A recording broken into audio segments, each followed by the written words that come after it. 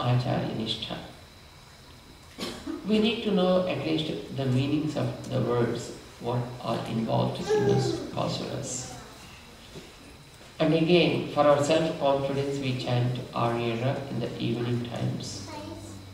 And because our deity appears for us in the form of Rama, so to chant some pasurams for Rama are Karpar, Rama, Pirani, Allah, Matunga, Paro. And we have about 11 slokas, wonderful pasuras in Tamil, which are sung before Rama. So we need to know something about them so that we can chant them well. And the very, very attractive form of the Lord, or probably more worshipable Lord, not only back in India, also in the US or across the world, is the Kali Yuga Deivam, the Lord Venkateshwara, because whom everybody wants, for several purposes. And there are about 22 wonderful stanzas, are offered every day in his service, like Udvil Kalam and Ulagam Kunda Kiruvaya, like that. Beautiful songs though they are, but we do not know the meanings of them. So if we know at least these songs during the weekends, I think it will be more useful for us to learn them, and whenever we go to different temples like that, we can also join and we can chant them, which will be giving us real joy. So we thought of discussing those things during the weekends, but during the weekdays anyway, we have these things in Telugu. Even during the weekdays, we have some programs like the Fridays. On 27th, we have our Swamiji's Tirunakshatra. Anyway, we will be having the session in Telugu, in English on the day. And it is Friday, evening the Lakshmi Puja will be there. That also we can have in English. And some other programs like that, which are Krishnastami again, that also may be falling on Saturday, I suppose. Thursday? It's on 2nd. So that function also we can have in English because it's in the evening. So like that, if there are some functions occupying the days in the evening times, we will be having them also in English. Otherwise we will have the sessions in Telugu. Okay? So today, just to begin with, we start with the sloka which we chant while taking the shower, while taking the snanam. We take snanam, of course, with our tap water. But while taking the snanam, we feel that that water is not just the water that coming from the shower. We feel it is the water sanctified with the touch of the great souls and falling on us to purify us, to wash out all the impurities in us at the body level, at the mind level, at the intellect level, and at the soul level. That's how we feel it.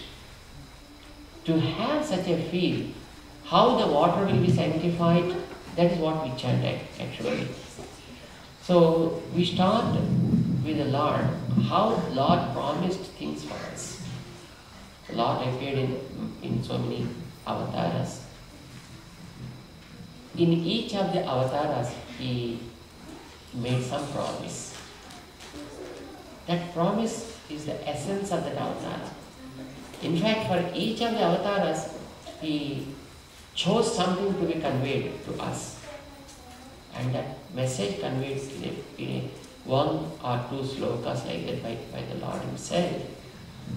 In Ramavatara, there are two slokas which Rama said as his pledge, as his oath, as his promise. That is what really catches our mind. Very beautiful slokas he said. Our great acharyas, fell in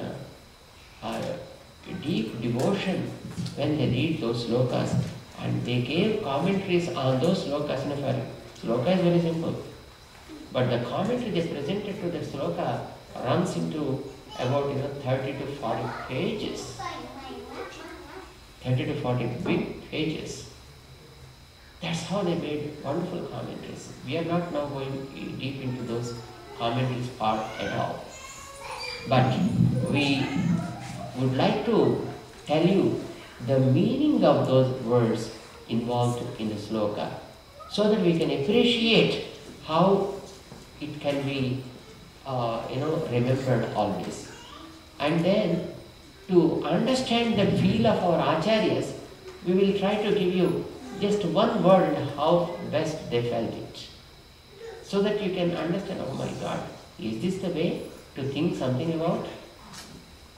That we do it tomorrow. But for today, it's only just the sloka I'll give you and the meaning.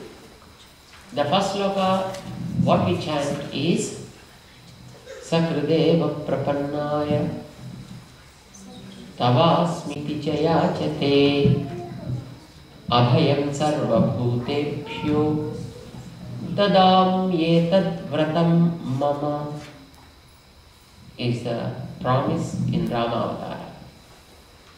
A beautiful promise. When was it given? Is the first question.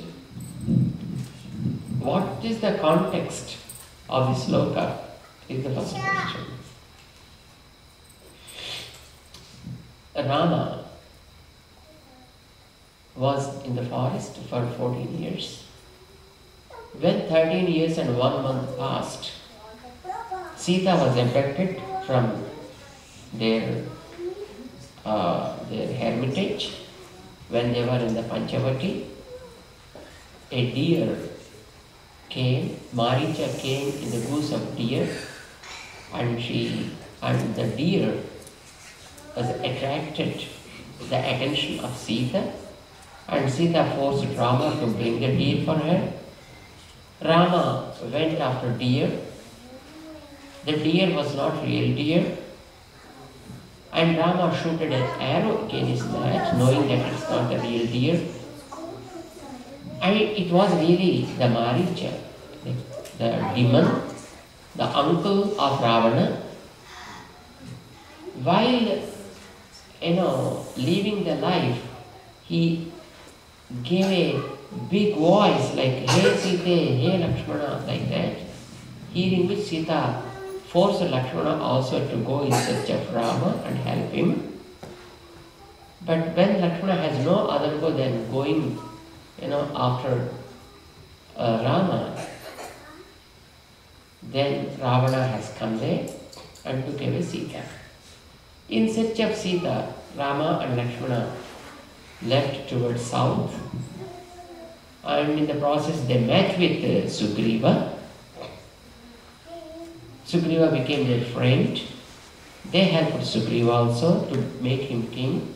He became a king of Vanaras, all the monkeys. And then, with the help of Sugriva, 4 main Vanaras made leaders to 4 teams of monkeys, and they were sent across the country, and probably they instructed to go to the extent possible and search for Sita in all the caves, forests, trees and valleys, etc. And Sugriva has given 1 month's time. Within a month, everybody should return. Crossing 1 month, anybody comes, he will be sacked. That was the severe instruction passed by Sugriva. But he gave an exemption. He said, if somebody comes even after 1 month, still I accept if they see Sita and come back. If Sita is seen, then I don't mind even giving extra time to them. I found it there.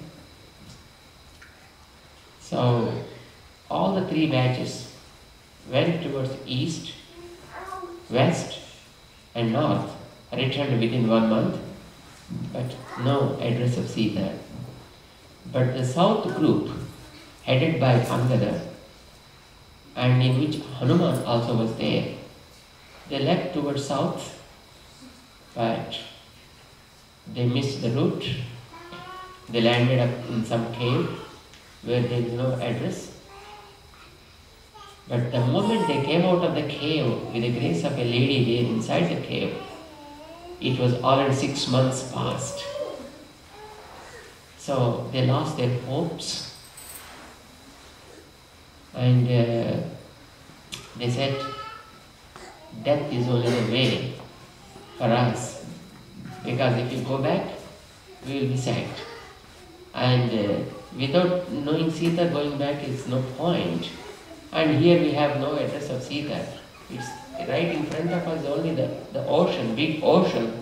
And we searched every place, but no Sita we found. That they got very desperation. And in that mode they wanted to die themselves with a way of eating food.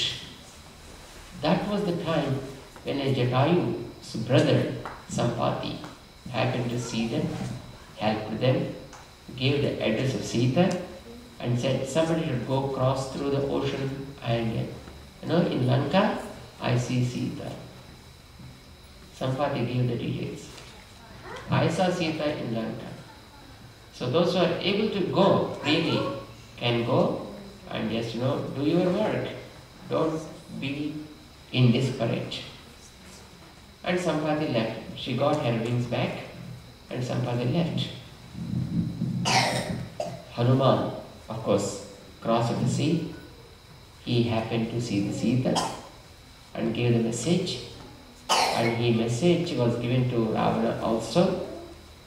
And he showed his power to all the demons of Lanka and brought back the message to Rama and said, this is what happened. Rama, with all the Vanara forces, he moved towards Lanka. They reached the ocean. Then how to cross the ocean became a big puzzle. No clue, no ships.